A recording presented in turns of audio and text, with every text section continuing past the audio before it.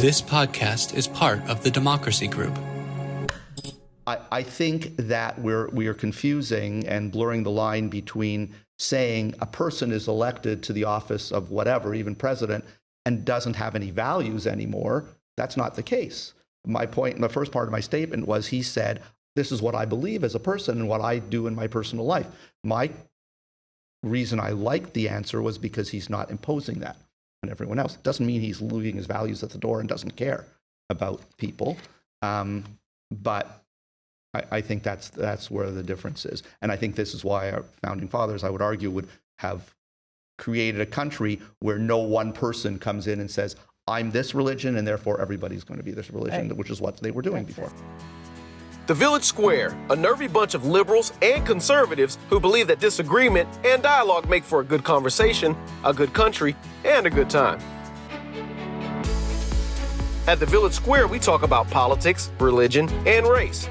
You know, the topics your mom taught you never to discuss in polite company. Listen, at the Village Square, we make pigs fly.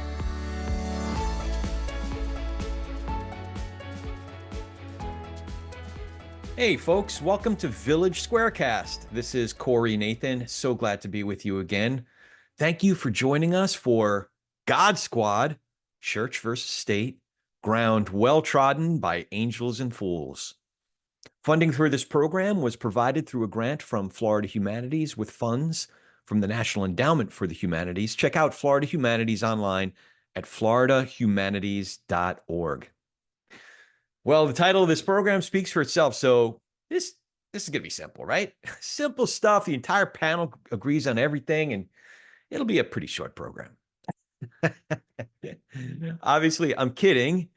It's an excellent panel, really dives into the thick of it, each participant having their own different beliefs, experiences, religious backgrounds, but importantly, and to the Village Square's mission, they engage in an informed and neighborly way. We have excellent panelists who all introduce themselves. So with that, I'll turn it over to Latricia Scriven, the senior pastor of St. Paul's United Methodist Church, who moderates this lively conversation, and I'll see you at the close.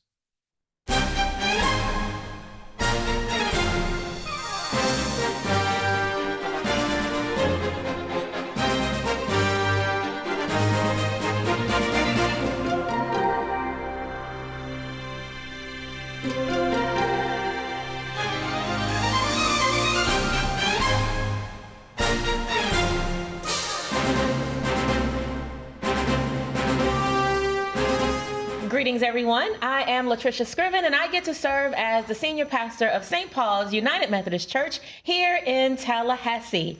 On behalf of WFSU Media and the Village Square, we are delighted that you are here joining us today, God Squad, Church versus State.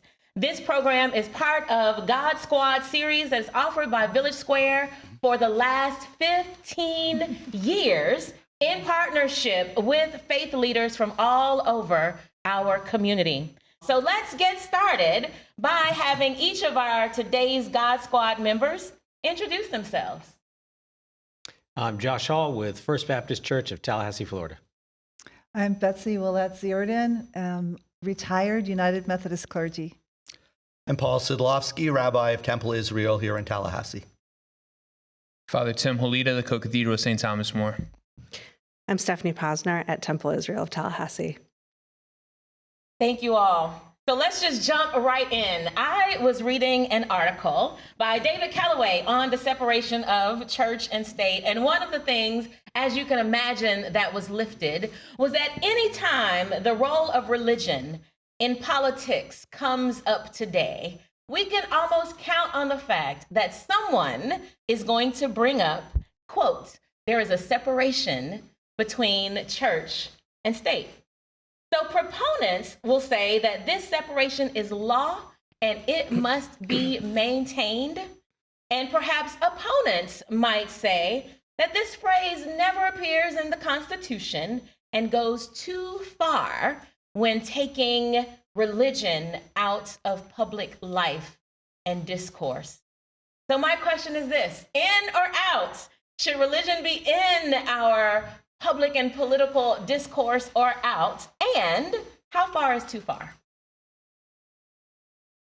Anyone can start. Well, I mean, the way you phrase the question, should it be in or out of our political discourse? Well, it is a part of our political discourse. And I'm not sure that there's anything wrong with bringing your faith into the public square in ways that are healthy and American, if you will. I'm not sure that that's the danger. Okay. So, thank you. I would say it's fine to have religion enter the dialogue. The problem is when it's a religion or a government trying to put their views on everybody, as was done in countries prior to the United States forming and still is done in some places in the world today. I think it's important to have values in our country. Some of them come from religion, some of them may not come from religion, and people who are not following religion to find their values should be able to express their values as well. But I think it's important that there be openness and not any dogmatic idea of how religion should be practiced. But the fact that it is a part of the makeup of our country is very important. Yeah, I think I would say that I think it's important to kind of note like the historical underpinnings of this idea of separation of church and state. It began with really a fear that the federal government would establish a particular faith for everybody in all the colonies. The colonies each had rules that did not reflect like what we have in our Bill of Rights. Some of them had, some are very anti-Catholic. Wouldn't allow Catholics to serve in office, vote, things like that. And so the fear was that by uniting and creating this federal government, that they would somehow, enforce a specific view or a specific religion. So it left the question open to the individual colonies. It was mainly restricting the federal government. What it's evolved to now, the Supreme Court has taken and expanded that so that everyone basically in the United States has to kind of, the First Amendment, everybody falls underneath that. I'm not saying that's a bad thing. I'm just saying I think it's an important context to kind of understand what that means. I think when people take it too far, this idea or concept of separation of church and state means that we have to remove religion or any semblance of it, or any expression of it completely and totally from the world or from society. And I think that goes a little too far. I don't think that's what anybody intended, and I don't think that's what most people would like to see. All right, so thank you for bringing that up. When we talk about the historical underpinnings, what is the case is that people have been arguing over where these boundaries are for a very long time. And we might say currently, we don't particularly know where the boundary might be drawn or have some agreements and disagreements about that. Which leads me to a thought around moral authority versus legal authority. So my question is, in what ways can religious institutions influence public policy without overstepping the boundaries of church and state? Boundaries, of course, that we may not have agreed on, but how can we influence without overstepping those boundaries? I think from the time we are teaching our children to the time people are in the congregation listening to clergy speak on whatever they're speaking on the weekly portion, what have you, we are educating our community on our tradition's belief system, which in turn, we hope they'll go out and be good citizens and follow the moral opinions of our community. And I know each one of us, whatever our faith background is, we each have them, and that is how we can be effective in getting people to use good moral compasses. Just sometimes with this conversation, it almost, those who have religious convictions, the assumption is, well, their morals are in a different category because of the basis. But everyone who advocates a particular ethic, particular politics, has a basis for that, even if it's not religious. And so to put religious convictions in a particular category and go, well, we have to put extra guardrails around that, we should be evaluating the content of the law, not necessarily discrediting it because of where it comes from or the source. So it's interesting. I like to tell people sometimes I'm a Louisiana girl living in a Florida world. And I know that there have been conversations around the 10 Commandments in Louisiana, say being posted in public places, and in Florida, states all over. These concerns are coming up more and more because as we think of our own religious convictions, sometimes there is a tendency, right, to want to influence everyone else to think how we think. What would you say about that? Even something as simple as, or not simple, as the 10 Commandments being posted. What might we say? Well, I was just going to say, and I know she's got it on her phone, but I mean, the point of the First Amendment was to prevent government from establishing a specific religion. And as far as Louisiana goes, you may know that they have not been posted yet. That's stalled until November 15th. I think there's been some pushback. But and now I'm glad I have Rabbi and Stephanie here, but the first commandment of the 10 Commandments is clearly religious, right? What does it say, Rabbi, the very first one? I am the Lord your God. I am the Lord your God. You'll have no other gods before me. So while I have a copy of the 10 Commandments beautifully framed, like gorgeously framed in calligraphy in a red frame hanging in my home. Actually, it's in my new house in Apalachicola in the closet because I haven't hung all my new pictures yet. And I value the 10 Commandments. The pushback is because now you are now establishing a specific religion, maybe Judeo-Christian religion, if you will, and that is the problem. So one of the conversations that's been had around that has said, it's not religious at all. This represents some of our historical values, the historical values upon which the United States rests, that people, have believed over time, even if it has shifted. So it's less about religion and more about remembering history. How might that idea come into the conversation? Maybe not even simply with the 10 Commandments, but in other spaces where we say, we're simply honoring history here. Well, I think if we were a country that was devoid of values at all or history, then it would be a pretty empty place as far as the substance of it. So when you say it's part of history, I think the first question would be whose history?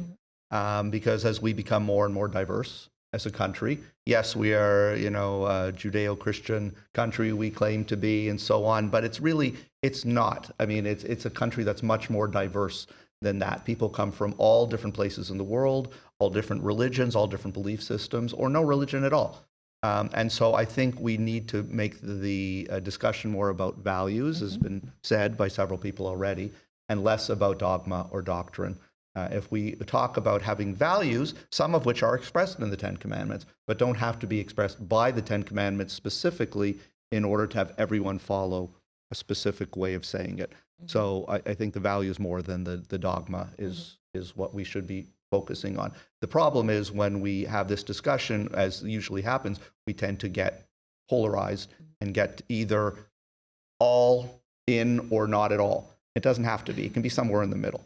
So we don't have to have it be the 10 Commandments up in every classroom, but we should have values in every classroom. And what those are should be discussed among all the people and determined. But just for the sake of argument, I mean, when you say, if you look at the First Amendment and it says no establishment of religion and no prohibiting the free exercise thereof, okay, so the federal government, and now, as Tim's pointed out, Supreme Court has expanded that to states, cannot establish an official national religion or an official state religion. Well, if the 10 Commandments are held by the Jewish faith and the Christian faith, and those two faiths, we would say there are fundamental differences between the two, how can displaying that establish both conflicting faiths simultaneously?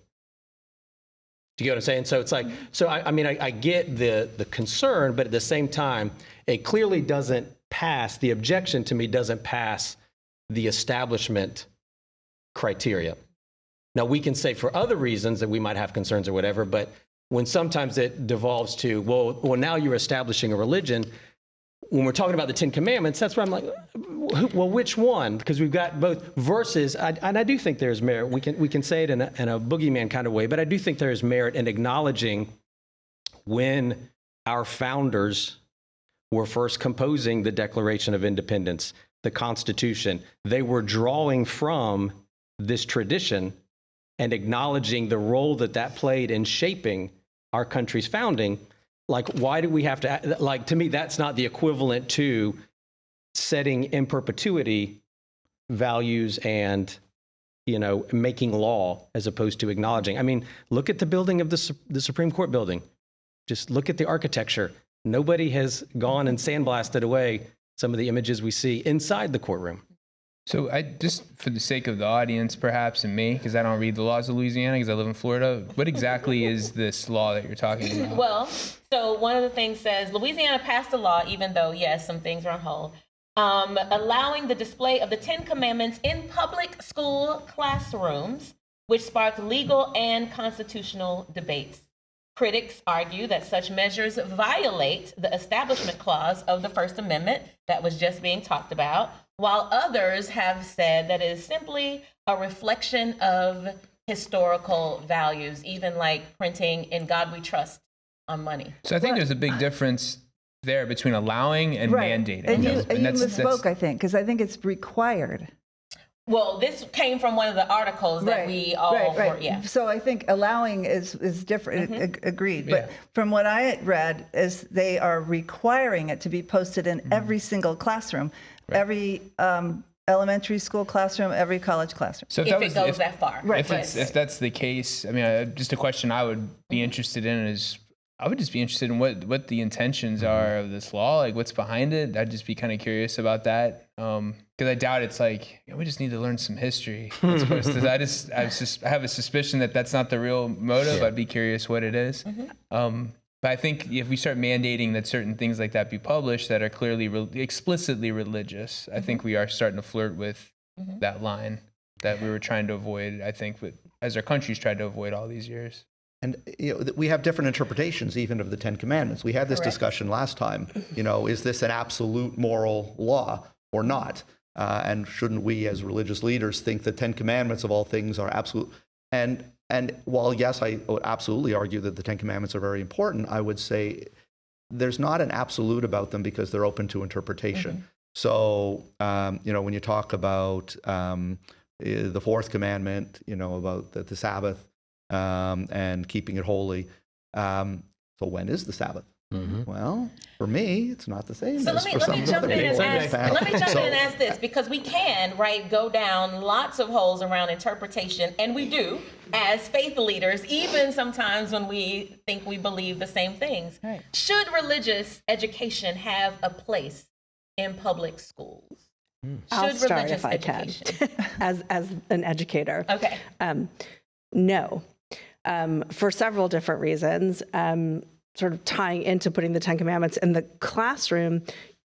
Currently, you have children in every public classroom that are not all Christian or Jewish. Some are Muslim, some are Hindi, some are Sikh. They don't necessarily understand what the Ten Commandments are because it's not part of their religious tradition. And also, I know I can speak for myself as a Jewish person, and I'm sure you all might feel this way, but I don't know if I'm comfortable with someone who is not of my faith teaching my traditions and my faith's morals to other people without necessarily knowing them. I had an experience with my own child where she came home from school and said, "Boy, that was an interesting conversation we had about Hanukkah," because they weren't familiar with the holiday. It doesn't necessarily have a place there. If you want to teach your child your religious traditions, then there are schools that are religious day schools or homeschooling or part-time religious education. Those are the places for you to have your children learn that information about your religion, not in a public space where it could be taught incorrectly and with bias. Can I go back to something Tim said, like what is Louisiana's motivation? And just touch on the decision by the Supreme Court, Kennedy versus Bremerman, that was shifted 50 years of precedent, and is allowing some of these pressures. So what I think is happening is that there's a movement at the state level to test the Supreme Court's ruling and to see how far folks can go in putting religion in schools or changing some of the things that are being changed, or some of the challenges that we're facing right now. And I just want to say it's important to be aware of what's happening at the state level, not just focused on what happens in Washington, D.C., but the things that are changing, they're being tested here at the state level. I mean, recently putting chaplains in Florida schools, volunteer chaplains. Wow. There are some chaplains that I would not want coming into my hospital room when I'm sick. And I know them well. So would I want them in the school? Probably not. Anyway, I just wanted to get back to that. I'd just say we talk about religious education in public school. So I think, I agree with Stephanie. I would be Catholic schools, our system in the United States arose from a hostile environment towards Catholics, right? To protect our faith and to protect Catholic immigrants and so on who would come here and who were getting taught different things in their schools and so on. So I would not feel comfortable with just some person in a public school teaching the Catholic faith. That's why we have churches. That's why we have religious education and so on. However, I have a memory when I was in 5th grade. I think I was in 5th grade, and we had a Jewish teacher, my homeroom teacher, and I still remember her. We did Hanukkah candles.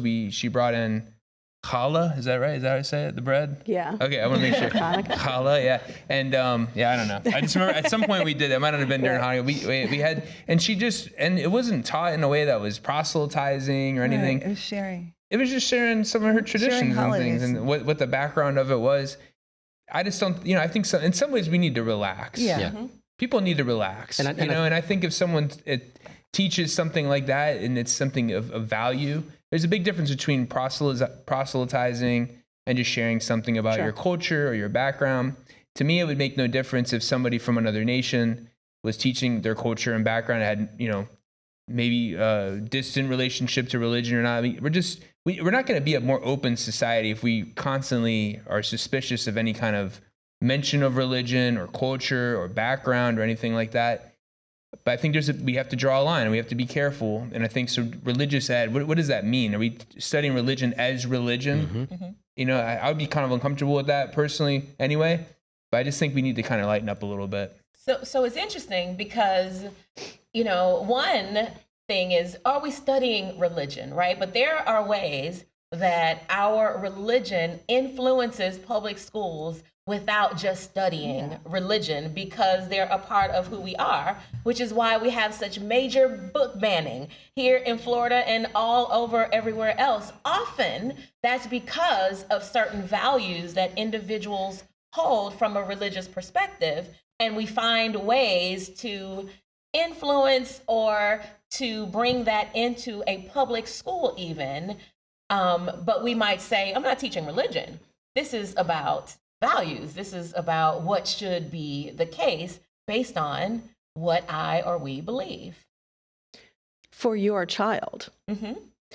I mean, to ban a book that you take issue with because of your personal religious beliefs, to ban it for everyone, I don't think that's appropriate. I think it's okay for you to say, this book is not appropriate for my family. We will not allow our children to read it. I would not argue with that. Go right ahead. But I might want my child to read it because it is a lesson opportunity for me. But I do think you have to remember, though, because book ban has such a pejorative connotation, if it's still on Amazon and it's still published in the US, make sure that that's not what we have in our head versus what can that elementary school library carry. And this is also where that principle of subsidiarity, that it's that idea of, okay, maybe the federal government doesn't need to be deciding that, but that local school board that is elected by the people, if they push too far or not far enough, then the people have recourse to say, no, we don't like that you banned that book, or you should have banned this other book. So they're not left voiceless. Now, yeah, on an individual level, you might disagree with where that came out, but that's part of that pluralism and this, democratic experiment we're living in. Is it's like, yeah, I might not win every vote, but that's okay. I can try to persuade in the marketplace of ideas. You win some, you lose some. So in this democratic society that is very, very diverse, and we know that we bring all of ourselves with us to the table, should personal religious beliefs of public officials play a role in their decision-making process? Again, I'll go back to values. And I think, the politicians are human beings. We still cling to that idea. Allegedly. And we should recognize that they do come with their own set of values. Absolutely. However, and this is not a political statement, but I will use it as an example. Think of our current president, President Biden, who was asked a number of years ago about his views as a practicing devout Catholic about abortion. And how can he be pro-choice when he's a Catholic? And I thought his answer was excellent. He said, my personal belief is this, and it's what as a Catholic I believe, but as President of the United States, I cannot impose that on everybody. And so I believe in allowing people to choose. Now, whatever part of this side you're on or somewhere along the spectrum, I respect that answer because it to me speaks to this topic. Your personal beliefs, the bottom line is no. Okay. It shouldn't, but the fact that their values are going to enter into it, we have to recognize that and allow that to be. What we have to allow for is more communication and more discussion rather than knee-jerk reaction and hating the other person or dismissing the other person because they have a different view. Let's hear other values, other faith views, or lack of faith views, and bring them into discussion and come to a conclusion for the country based on what seems to work. But it's a compromise. It's not going to be exactly what one person wants. I think Tim is trying to get in. Thank you for that. Well, as a Catholic, I'd like to comment on that. I did not like his answer, and the reason I didn't like his answer is I think it's ridiculous, and I'll tell you why. Every law is a judgment or a decision on what is good and what is bad, or what is right and what is wrong. Now, where do our laws or our government derive this judgment on what is good and what is helpful and so on for society? They derive them from somewhere. So for a politician to ever say, I don't want to impose my beliefs on others is foolish, because that's what they do. All of them do it. Now, if he's meaning that as a Catholic, he holds this belief, but he doesn't feel like he's entitled to, that shouldn't enter into his value system, I just think that's strange, because then later on in that same, and I remember that particular debate where he said that, he later went on to talk about how it was important for him to take care of the poor and to take care of people who didn't have health insurance and things like that. Those are also very Catholic things. So where do we draw the line then? Where all of a sudden, where are these values that exist that everybody agrees with and that we just hold self-evident? Or what are these values? And why is it if it comes from my faith, which is a belief system, why is that all of a sudden not acceptable to put into law, or allow that to influence my values or my policy? Well, I'll respond to that. I will say, where does it come into law? Well, or doesn't it? Because a huge part of the country does not accept that view. And to have it opposed because it is the view of a particular religion, have it imposed on the entire country is not right. And I think that's the essence of what he was talking about. It's clear that people who call themselves pro-life will take one side of a perspective on Biden's statement, and people who are pro-choice will see it from another way. But trying to be as objective as possible, it is not right, in my mind, to impose that particular religious view, because I know a lot of people who would consider themselves religious who do not support the argument of purely pro-life. But the question really comes back to what I said, right? What is the source then? Where does the government derive its judgment on what's right and wrong? If it's the majority, that's a very dangerous place to put ourselves in, because we've seen majorities, especially in the 20th century, do away with all sorts of freedoms and impose all sorts of things on minorities. So I think we have to be. This is a very, and I don't have an answer for it necessarily. I'm just throwing that question out there. I think we're getting to the crux of the situation here.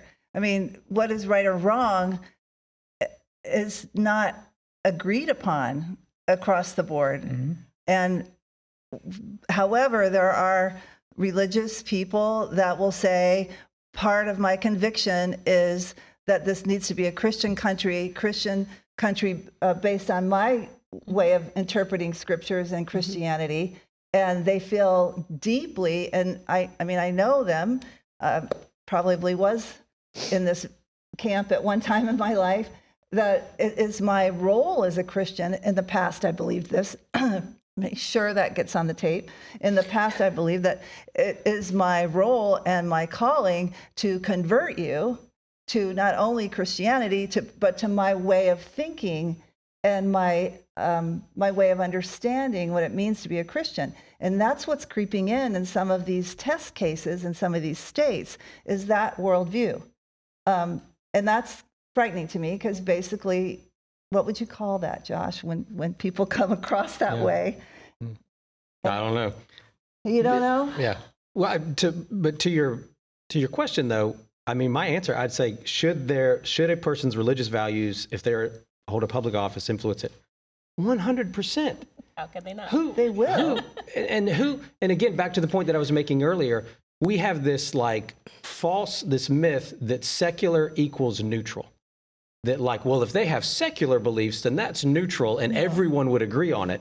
And it's every candidate, the two candidates, each will try to impose what they believe on the country, regardless of whether it's from a religious source or not. And so I would much rather see someone who happens to be of faith and elected living out those convictions and those values. And guess what? If we, the people, disagree, you shouldn't have voted him in, or you can vote him out. But we get the government that the majority of voters deserve. And so I think they should completely live that out. And that's what creates that, disconnect for us, is when someone says, these are my convictions, but I don't want to live those out. But it's a particular conviction that they don't want to push on, because when it's other things that come from a religious source that's more acceptable, then it's okay for everybody to nod and go, well, good for you for, living by conviction. And so I just think, again, there's no one else that we say, well, you shouldn't live out your atheism if you're elected as an atheist, that you shouldn't be able to live out your beliefs and convictions. We don't, if the voters disagree, then they just don't vote them in. But they don't say, once in office, put that on the shelf. What other sphere of life do we say, don't live your convictions? I don't think anybody here on this platform is saying that. We all agree that you're going to bring your value system and your faith with you. I'm concerned that not everybody's being transparent. Some of our politicians are not being transparent about really what they're wanting. Mm-hmm. But and I think that's across the board. Yeah. That's probably true. Religious and not religious. And I agree that that's the beauty of having the ability to vote. Yeah, that's right. Right? So, amen. Like in my pulpit, when I had a pulpit, we wouldn't say who to vote for, but we'd say, go vote. Yeah. I think to answer the question of what other sphere of life would this happen, I would say many spheres of life. I, as a rabbi, am not going to express my political views from the pulpit because I don't think it's appropriate. Right. I've said many times, I don't want to give a sermon where half the congregation gets up and applauds and the other half gets up and walks out. Yeah. I'm here to help unite and to present ideas. So, like I said, I started this by saying, we knew what was coming. I don't mean to make a political statement, but, and then, we know what happens. But I think that we are confusing and blurring the line between saying a person is elected to the office of whatever, even president, and doesn't have any values anymore. That's not the case. My first part of my statement was, he said, this is what I believe as a person and what I do in my personal life. My reason I liked the answer was because he's not imposing that on everyone else. Doesn't mean he's leaving his values at the door and doesn't care about people. But I think that's where the difference is. And I think this is why our founding fathers, I would argue, would have created a country where no one person comes in and says, I'm this religion, and therefore everybody's going to be this religion, which is what they were doing before. So I'm going to have Stephanie. It looks like you want to jump in before I ask a question. No, you're fine. Okay. You're fine. All right. So I'm hearing on one hand that, it's difficult, if not impossible, or sometimes it does happen, where we can separate our personal beliefs from the decisions that we make, even in political office. I'm also hearing that there are tensions, right, that arise because everyone is bringing the fullness of themselves to the table. Yeah. So my question is this, because it was kind of brought up and I want to push a little bit there. How do we navigate the tension between religious teachings on the sanctity of life and the compassion required for individuals facing difficult choices regarding abortion? You go first. Nope. I will. I'll say it's very simple for us as Catholics, I think. I mean, I don't think it's any secret here what the Catholic Church says about abortion. We believe that, life is sacred. We believe that once we have a conception of life, that's a human life, that has a value that's enormous, right? I mean, worth more than the universe, one could say. I mean, every human life, no matter where it's at, is very valuable and sacred, and it's made in the image of God. That's our belief, and so we think intentionally killing that. And again, there's some nuances. There are some exceptions here and there, but generally speaking, that life should be treated as sacred and such. And that's the first priority, is protecting life. That child has rights. That unborn child has rights, and it's just that simple. Mm-hmm. There's no confusion there, and I know some people don't agree, and that's okay, and they're free to. I don't think from my perspective as a priest, I don't think that this issue of abortion is going to be resolved with the government and laws and so on. That's not my concern. I think it's something, as a Christian, I want to make that clear, because we were talking earlier about the president. And I, by the way, I'll criticize every politician. They say all kinds of silly things. But I don't think that this is an issue that's going to be resolved at the ballot box or maneuvering certain people into power or injustices and so on. The Word of God, Jesus didn't force himself on people. The Word convinces. And so I think that's really the path, is to try to persuade and convince people of what I just said. That's my goal, is to persuade people that life is sacred and we need to treat it as such. And I think that's the real answer to the problem with abortion. So it's interesting, because you said that it's as simple as that. And I'm wondering if it really is that simple, because some would say that we raise the question of whose life is sacred. Are there lives that are more sacred than others? If we are talking about sanctity of life and those kinds of issues, what happens with mom? Is her life sacred in certain kinds of ways in childbearing? So on one level, it's as simple as that. And on another level, we know that typically nothing's simple. So what are your thoughts? Again, going back to the idea of values, and I think this whole abortion issue, which is so central and so, one of the hot points of debate in this country, I think we've done ourselves a disservice by labeling the two camps, to say, or mislabeling the two camps. To call one camp pro-life is not fair, because it implies the other side is not pro-life, as you're saying, and that's not true. The other side, I've spoken to many people on both sides of the issue. I think everyone is pro-life, but pro-life not in the way that it is called in the debate, but pro-life in terms of what you're talking about, Latricia, which is we all value life. But again, whose life?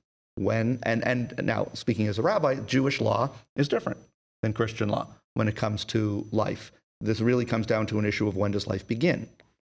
Life begins in Jewish law at birth, right? If the baby is born the standard way, it's when the head and shoulders are out. If the baby is breech, there's even laws about that. The majority of the body has to be out. And that's when life begins. Now, that's not to say that there is no form of life before, and we don't care about the fetus or in any development, or that we're pro-abortion, or that people who are pro-choice are pro-abortion. But these labels are making it really hard. If we stopped and just looked at what we have in common, what we are valuing, and had a discussion, we may not be happy with what the other person is saying, but we might understand. And if we did that, we would be in a better place. I agree with you that it shouldn't be the government, and it wouldn't be the government who determines that. And that's basically why I said what I said about liking what our president's saying about it. He's saying, I'm not going to let my view as the president or the government dictate. Well, let me be clear. I do think it should be illegal.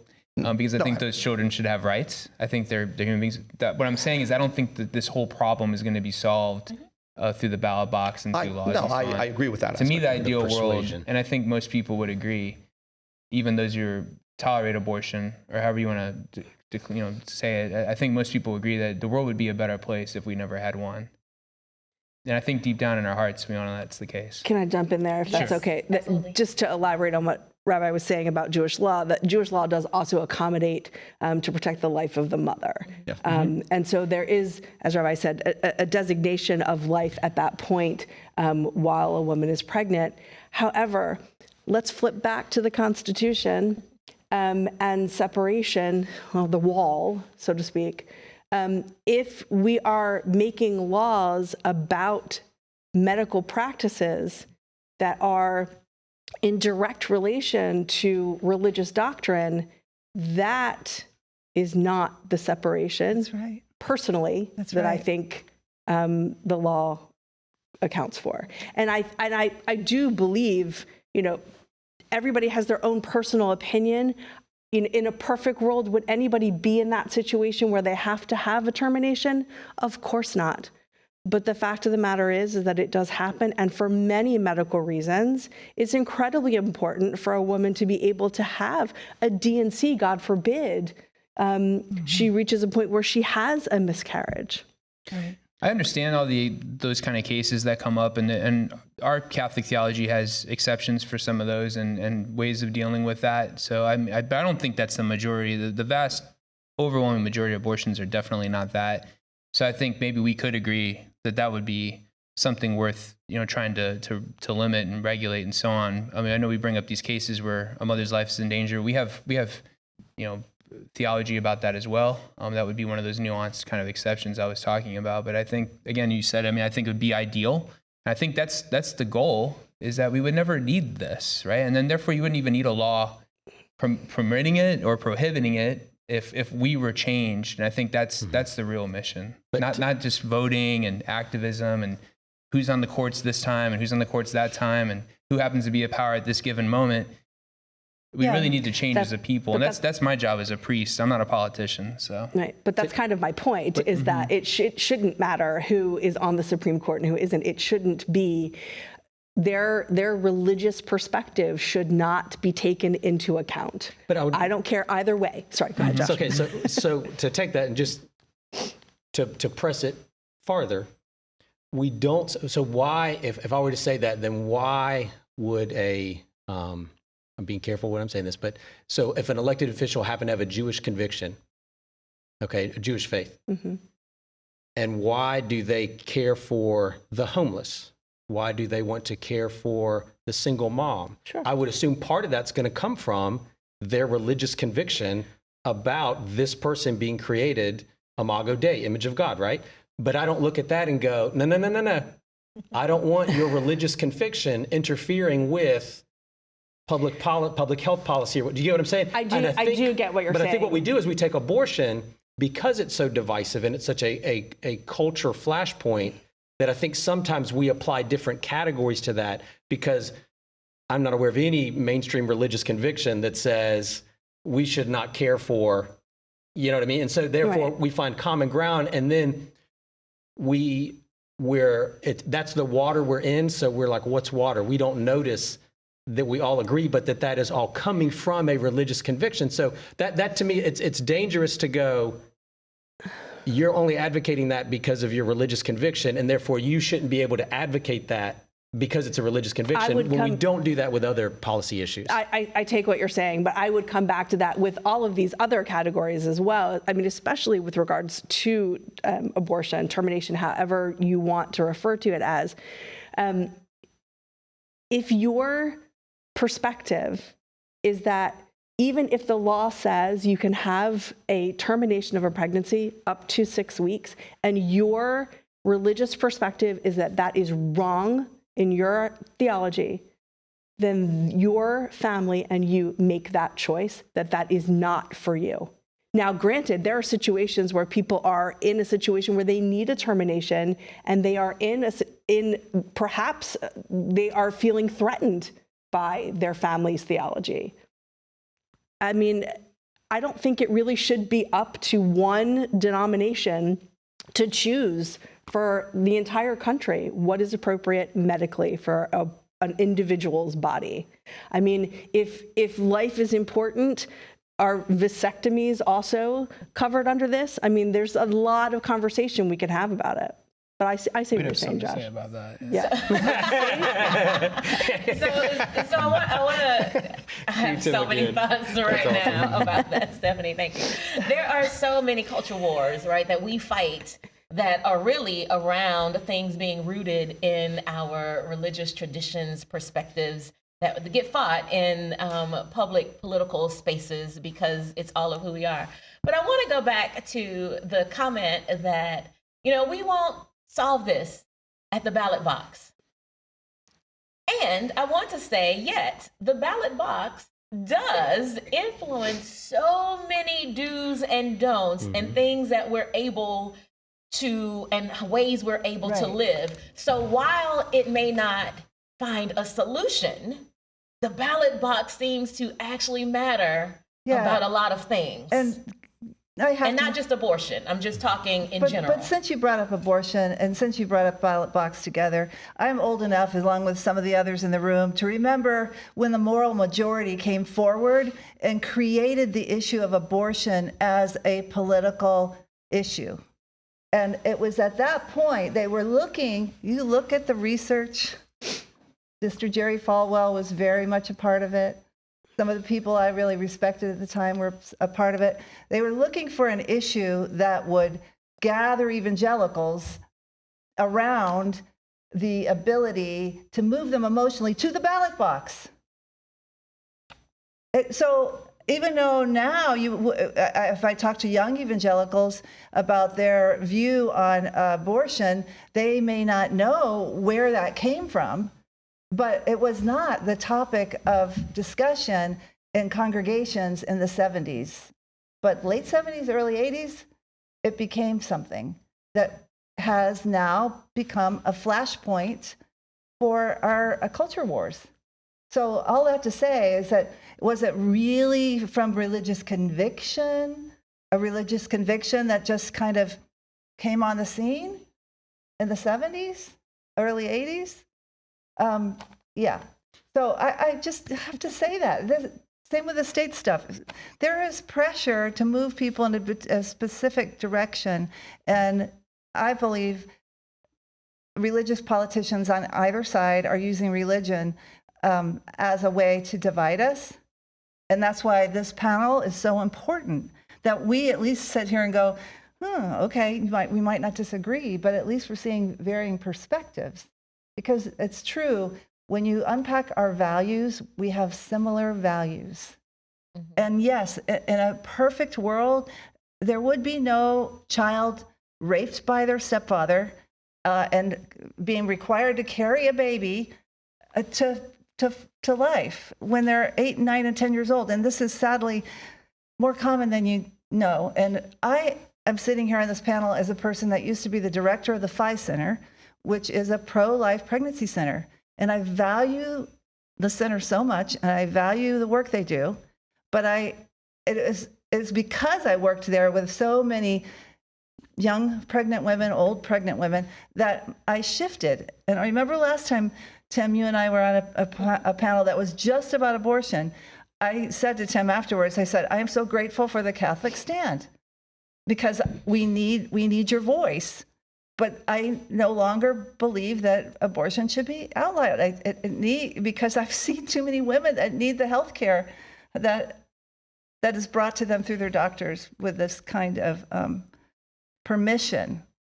So it scares me where we're headed. That's all. I think this gets back to the crux of this issue, because you're saying people come to the ballot box and people bring their values to the ballot box. People bring their thoughts. That's what we hope for anyway. We hope people aren't voting with empty minds or hearts and just voting for whatever name they recognize or whoever was criticized the least or whatever it is. We hope that they're voting based on who they think will represent their values best.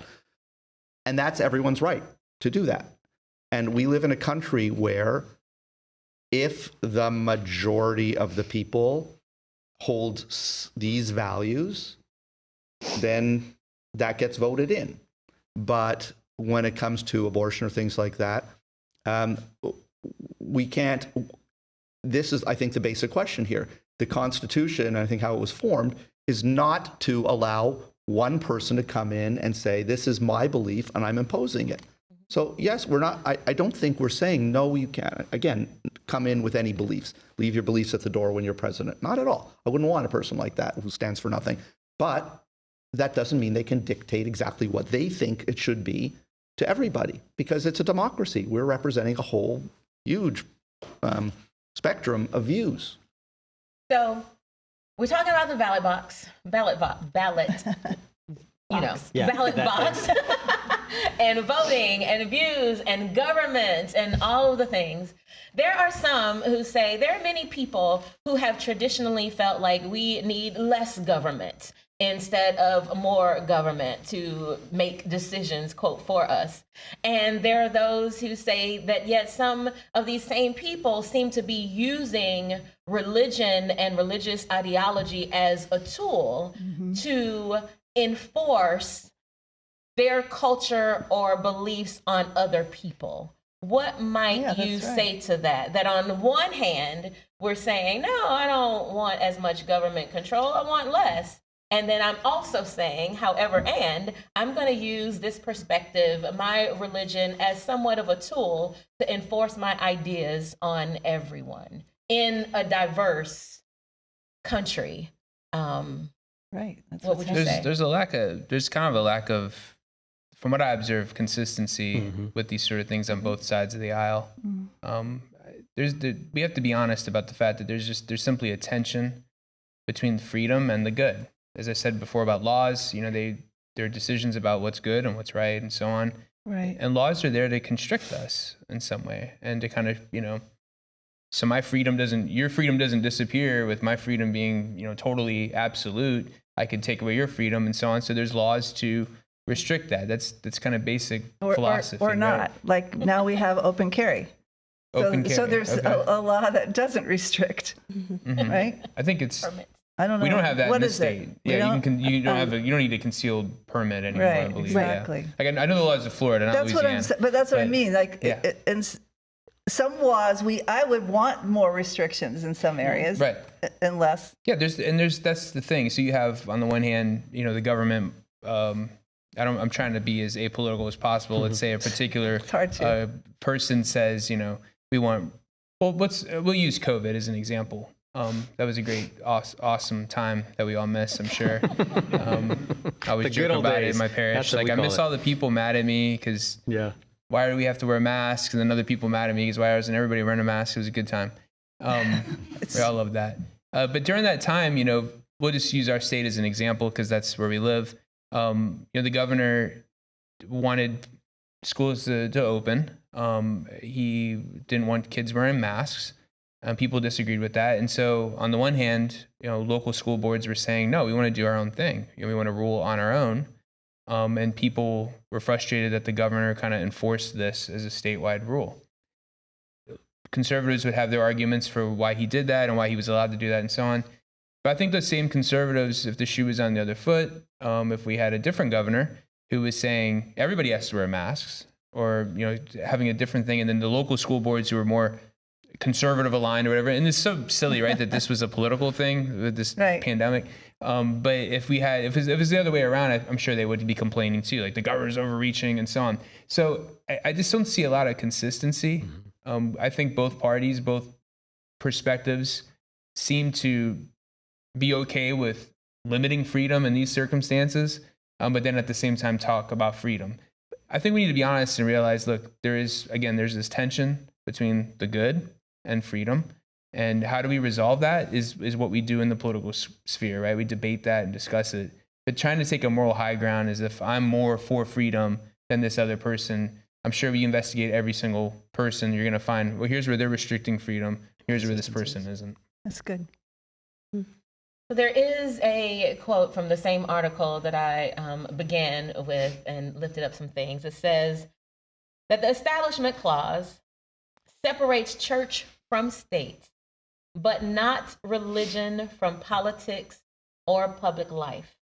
People are free to bring their religious convictions into the public square precisely because the government must treat all faiths equally.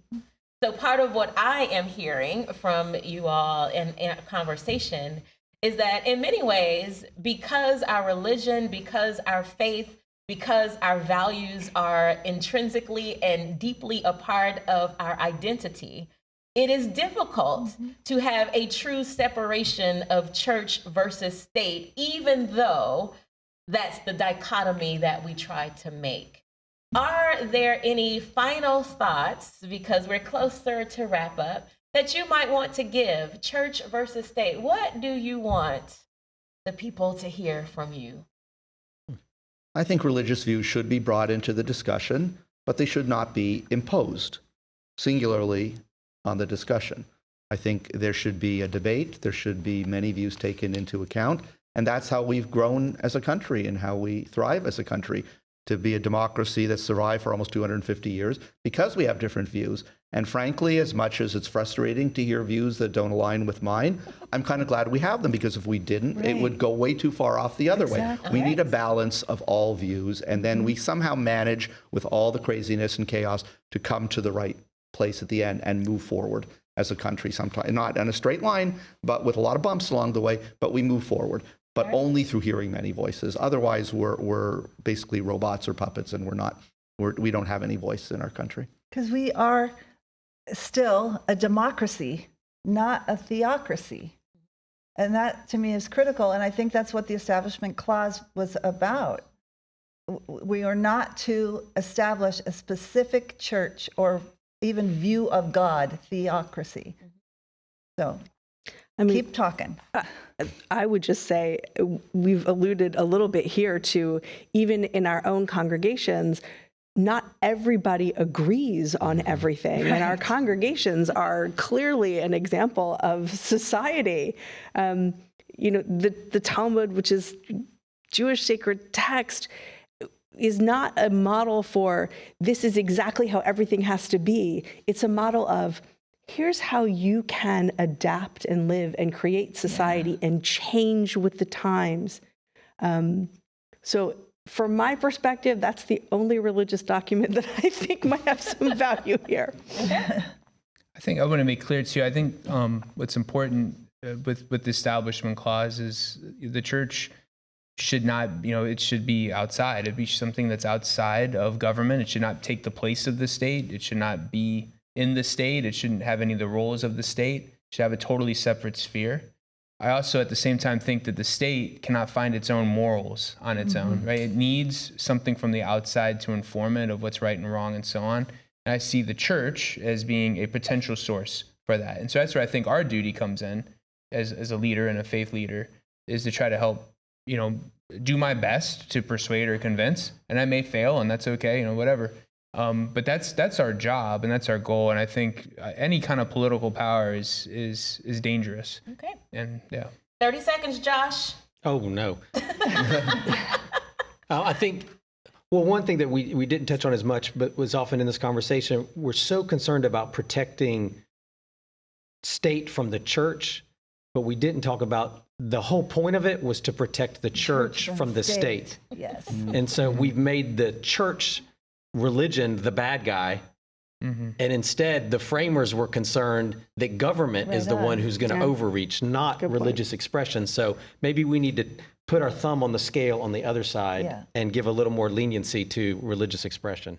Sounds like that could be a great follow-up God Squad. See how we agree on that? Can we agree on that? Okay. Yes. And so I would like to say, just because we are in this political season, if you will, and having this church versus state conversation, what I'm hearing is it does matter. The ballot box matters. Go vote, y'all. And with that, I want to say thank you all so much for participating in the God Squad, for being here. Hopefully it gives us an idea of conversations that can come and the ways that we can make life better and help other people have these conversations as well.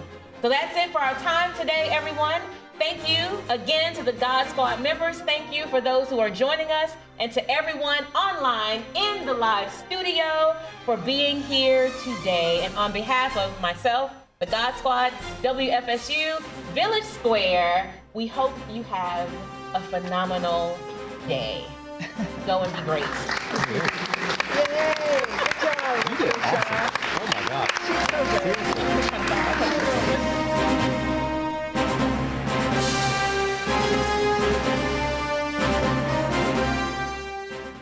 Wow, with that music, I feel like I have to come back in and say something really profound. It's like Darth Vader coming in to address his minions or whatever. So Corey Nathan back here with you. This panel was so, it really went there. I really appreciated how each of the participants was able to share their particular perspectives, points of view, speak from their religious experience, religious traditions, and theological convictions.